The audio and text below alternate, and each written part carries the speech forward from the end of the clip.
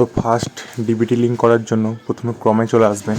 আসার পর এখানে লিখবেন এনপিসিআই। এই যে লেখার পর এই যে প্রথমে যে ওয়েবসাইটটা আসলো এনপিসিআই, এখানে ক্লিক করবেন। তারপরে ঠিক দেখবেন একটু লোডিং নেবে, কারণ এই পেজটা এখন খুব সার্ভারের জন্য ডিস্টার্ব করছে। তো দেখবেন একটুখানি লোডিং নেওয়ার পর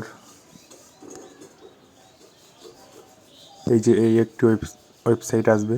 এখানে আপনি এই যে কাস্টমার লেখা আছে, কাস্টমারে যাবেন। তারপর ভারত আধার সিডিং এনেবেল বিএসসি, এখানে ক্লিক করবেন। তারপরেই আর একটু লোডিং নেওয়ার পরই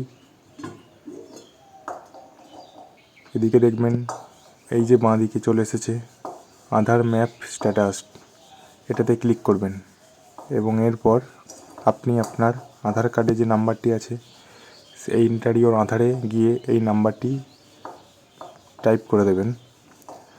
তারপরই দেখবেন এই যে নিচে দেওয়া ক্যাপচাটা আছে, এই নিচে দেওয়ার ক্যাপচাটা সঠিকভাবে পূরণ করবেন। তারপরেই এই যে চেক স্ট্যাটাস আছে, এই চেক স্ট্যাটাসে ক্লিক করবেন। তারপরে একটু লোডিং নেবেন।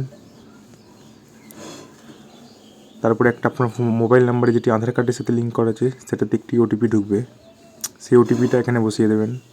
6 সংখ্যার একটি ওটিপি যাবে, তো আমিও সেই ওটিপিটাকে বসিয়ে দিচ্ছি।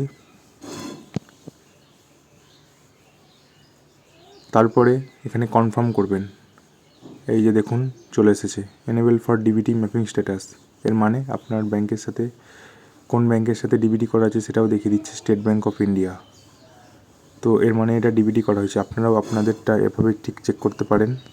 তো ভিডিওটি ভালো লাগলে অবশ্যই শেয়ার অ্যান্ড সাবস্ক্রাইব করতে ভুলবেন না, আর ভালো লাগলে অবশ্যই লাইক করে দেবেন, পাশে থাকবেন। ধন্যবাদ।